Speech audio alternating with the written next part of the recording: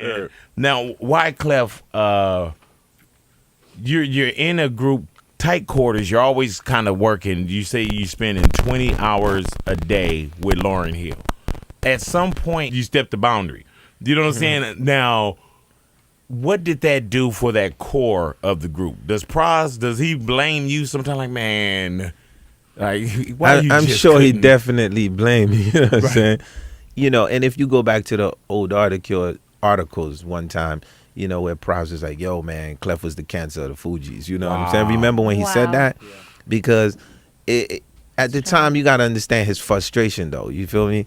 It was more like, yo, you know, like, you know, I really wanted this thing to work, and, you know, like, you shouldn't have messed with the girl. Matter of fact, didn't I warn you about messing with the girl? Right. You know, and fully looking back then, you know, like now as a man and looking back, definitely, you know, take blame in the sense of having fell for Lauryn at the time.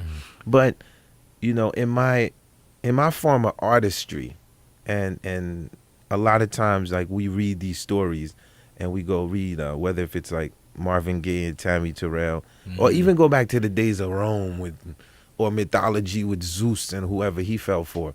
We always think like, nah, this ain't gonna never happen to us. But what happens is, until you actually sitting in the seat, like you've seen it with the preacher and somebody in the congregation, you've seen it with the businessman and the secretary, right? Like, so Arnold Schwarzenegger and the nanny. Yeah. So, oh my gosh. So, but it was important that I explained it in the sense of vulnerability, meaning like not as feel sorry for me type of dude, but as human beings, you know, like at times, you know, we lust. And for me, it was not even lust at that time, because it was spending too much time anyway, you know. So you know, in the book I describe, at that time, it was more of a muse type of relationship. Because, and what I mean by that, it's sort of like, you know, what are you listening to? Oh, I'm listening to Bob Marley, you know what I'm saying? And this is, hey, you know, this is the vibe. And what are you listening? Oh, that's Donny Hathaway. Well, who's that? What was he, you know? And this is how he riffing. Man, that's some dope R&B stuff. Show me how to riff like that, you know? Going to that. So teaching each other. Yeah, but it even got, because we really was. It was like a real bond, though. Yeah, it wasn't like I'm going to hit this and bounce. Or it wasn't just like a hookup. No, like it you was cared for each other. It was beyond. It was really, at one time, it was like, you know, brother, sister in one sense, not in the incest sense. Right. You know what I'm saying? Then, you know, the if I was to put it like in a metaphor, it's almost like I was in heaven and I was an angel. You feel me? And then God was like, yo, man, go to earth. And you see this woman here. Do not fall in love with her.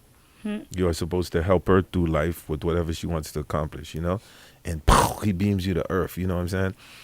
And, man, a year later, man, you're like, God, man, I heard what you said, man, but this human being looked too beautiful let that happen. Hey, man, and it had to be even a little more difficult, because at that time, you were in a serious relationship, right? And still are. Yeah, but definitely. So I got married very young, you know?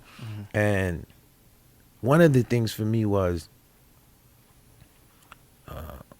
who are you going to marry? So you have to make that decision. You feel me? So, would you say you loved them both? Yes. In the song at the time, in the song "The Carnival," now everyone could go back and do their homework and pay close attention. Listen again. Because once the book come out, you know, now people is like, but I've told y'all this.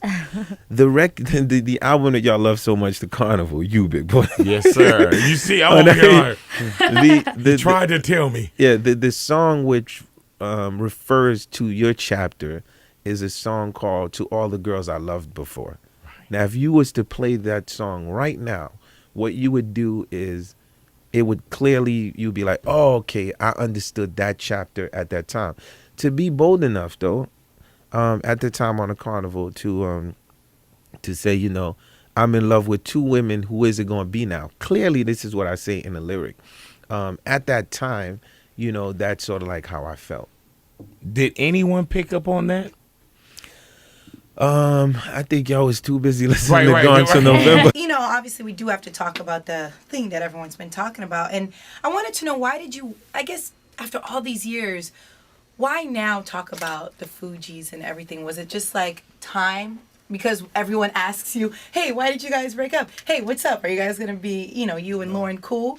No, because it's called a memoir. Okay. And with the memoir, the idea of a memoir is you are going to entail parts of your life as, you know, as it happens. Absolutely. So you know, it's not my fault that I happen to be from the biggest hip hop group in the world, and that Really? is part of the memoir. And a Fuji fan Yeah. is looking at the book, and they're gonna be like, man, you know, what happened with the Fugees? How Absolutely. did they break up? So then to have created a facade, a story, which would, you know, make me look like an angel, or saying, oh, this is a facade of what happened.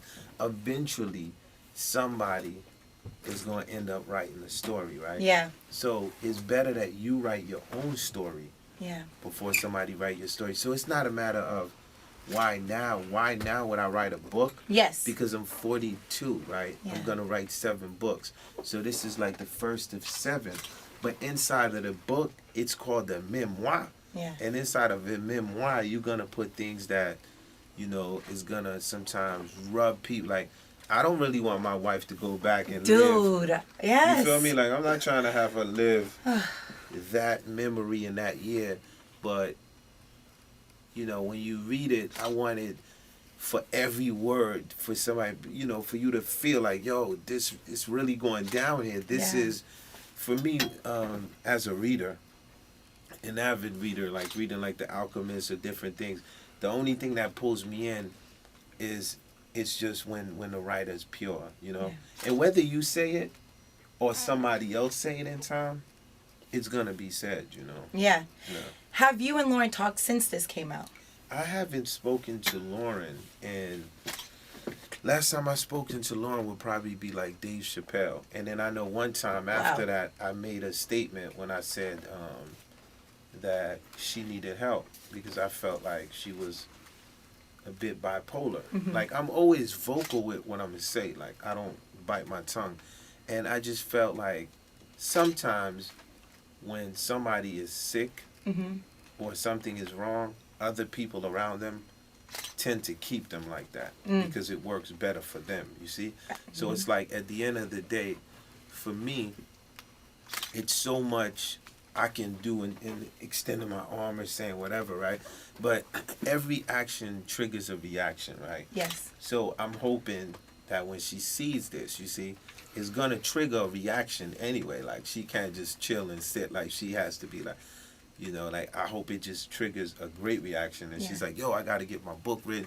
I got some more music. You know, Yeah. It's sort of like when I heard Miseducation. It was like there was a lot of stuff that she needed to get out. Yeah. You see what I'm saying? Yeah. And, you know, got it out in metaphoric form, right? Yeah.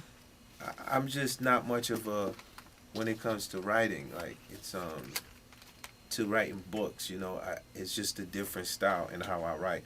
In my songs, and in her song. So, I mean, people are saying, why now? But if you go back to the carnival and you listen to a song called To All the Girls I Cheated On Before, it's on the carnival, 1997.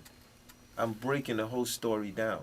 I don't know if you read this, but I guess Lauryn Hill's ex said that this claim is just, you know, a money ploy thing, you know, and that right when the baby was born or whatever, that he had already known that it was his baby, and that whole thing was basically just for money in the book. Yeah, what I don't want is, I don't want this thing to turn into the Jerry Springer show. Yeah. You know?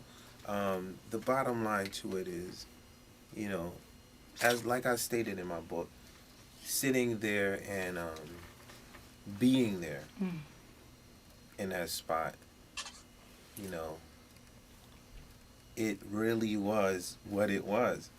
And the idea of how someone else may feel, you know, is not really part of what my memoir is about, you know. The memoir was based on 3 individuals at a time that was part of a group. Yeah. And a situation where there was a relationship going on with 2 of the individuals all the way up till that situation, and that's clearly what broke the most. So when I speak of the Fugees, Yeah. there's 3 Fugees. When I speak of the depth of the bond, I'm speaking of, even with Prize. I talk about Prize in the book, like people don't talk about that. Yeah. But I go into Prize and say people should give him more credit than they give him for what he does. You know what I mean? So.